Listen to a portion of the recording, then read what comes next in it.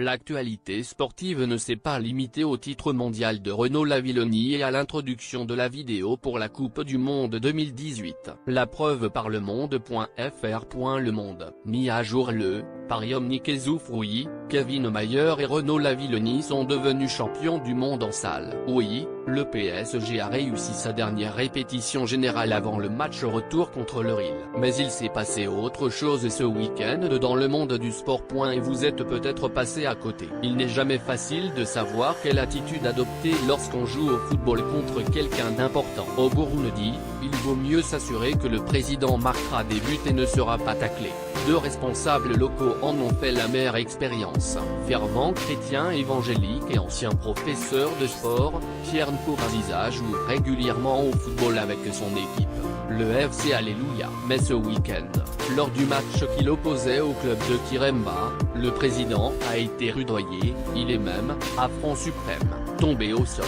Les dirigeants de l'équipe de Kiremba avaient apparemment recruté des réfugiés congolais dans leur équipe, qui ne connaissaient donc pas le président Nkurunziza et l'ont traité comme un joueur normal, habitué à inscrire des buts de complaisance lors de ses matchs. Le président a peu apprécié cette opposition sur le terrain. L'administrateur de la commune de Kiremba et son adjoint au sport ont tous les deux été arrêtés et écroués pour complot contre le chef de l'État. Le Paris Volley, actuellement 3e de Liga, a reçu une visite pas très agréable au cours du mois de février.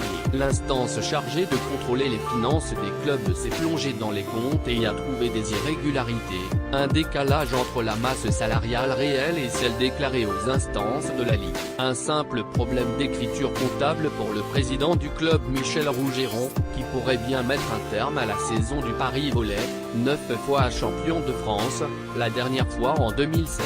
La Ligue a décidé de sanctionner très durement le club pour ses irrégularités. Exclusion des play-offs à venir, interdiction de recrutement pour l'intersaison qui arrive et relégation administrative, qui sera prononcée en juin si le club ne s'est pas mis en conformité. Des sanctions très lourdes, jamais vues à ce niveau, qui pourraient avoir des répercussions sur tout le reste de la saison. Le président a annoncé qu'il allait faire appel, et la patronne de la Ligue Yannick Soufré a expliqué que les play-offs ne commenceraient pas avant la fin de la procédure. Ils sont censés débuter le 31 mars. Championnat du monde d'athlétisme en salle de Birmingham, finale du 400 mètres. L'Espagnol Oscar Uzilo franchit la ligne en tête, record d'Europe battu. Main sur la bouche, les yeux écarquillés, il s'effondre sur le tartan avant d'attraper un drapeau espagnol pour poser avec. Et puis finalement, non point quelques instants plus tard, les juges disqualifient Uzilo, coupable d'avoir mordu la ligne de son couloir.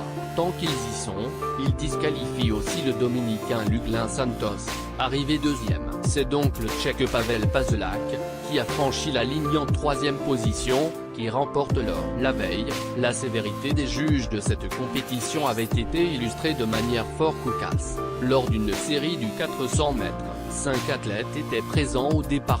Le Qatari Abdallah Haroun est d'abord disqualifié pour faux départ.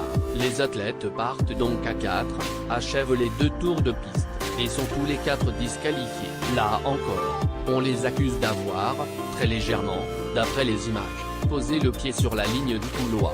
Les réclamations de Bralon à plein, facile vainqueur de la série et favori pour le titre, n'y changeront rien. Après avoir revu la vidéo, les juges ont rejeté son appel. Les 2 défaites de suite d'Arsenal face à Manchester City, 3-0 dimanche dernier, 3-0 mercredi, avaient relancé la machine. Arsène Wenger n'est plus dans le cœur des supporters des Gunners. Comme souvent ces dernières années, les hashtags #Wenger ont fleuri sur les réseaux sociaux. Les journaux anglais se sont interrogés sur l'avenir du Français à la tête d'Arsenal. Et dimanche, Arsenal a perdu son 3e match de championnat d'affilée, face au petit club de Brighton. Le club s'enfonce à la 6e place du classement, décroché par Chelsea, loin derrière le rival Tottenham.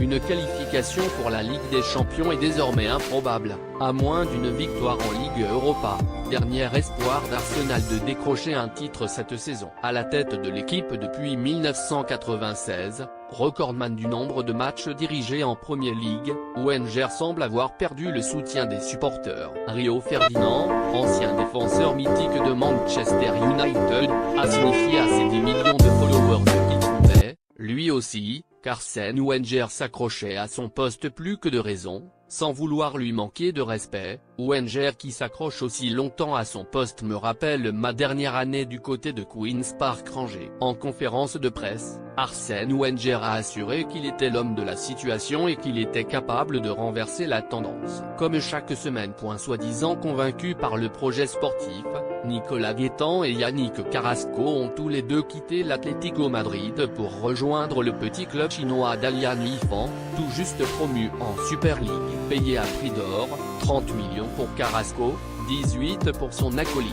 Les deux joueurs ont en plus coûté le double à leur nouvelle équipe, en vertu de la nouvelle loi chinoise qui taxe les transferts des joueurs étrangers. Pour leur premier match sous leur nouvelle couleur, les anciens joueurs de Diego Simeone, tous les deux titulaires, ont perdu 8-0 face au Shanghai SIG. La route sera longue pour Yannick Carrasco, 24 ans, qui avait assuré lors de son départ qu'il espérait bien participer à la Coupe du Monde avec la Belgique. Pilier du championnat de France pendant longtemps, j'ai réalisé mon meilleur match avec ma nouvelle équipe Galatasaray, un quadruplé en première période. De retour à Saint-Étienne, j'ai égalisé 2 fois ce week-end pour éviter la défaite à mon équipe.